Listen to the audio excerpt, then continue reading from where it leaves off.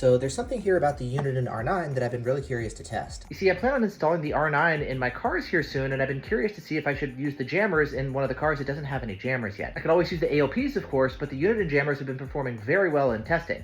So I'm curious to see if I can install the R9 with the jammers and then just kind of disable the radar detector portion as needed if I need to test maybe a different radar detector, but still have the jammers up and running. And to test this out, I've got both the R9 here as well as a radar detector. This is the Spectre Elite. Go ahead and power it on here real quick.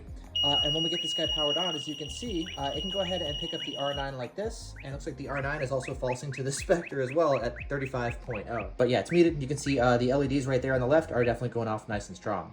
Let's go ahead and power this off here real quick. And to test this out, we're going to go over here into the settings.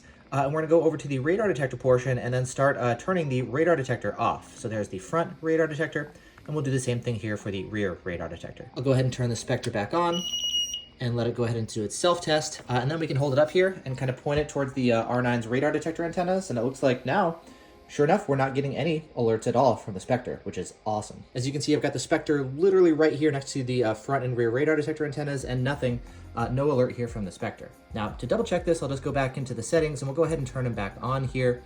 So let's find the front radar detector, we'll turn that on. And then we'll go to the rear radar detector, turn that back on. And then as soon as it exits, we should go ahead and start getting our alerts.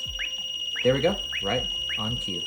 And so luckily it looks like I can go ahead and install these laser jammers if I wanted to and use the R9 with a laser jammer only. I'll just go in here to the settings, I'll turn off the radar detector portion, and then I can run it alongside maybe another windshield mount radar detector or something without having any sort of interference issues, which is great.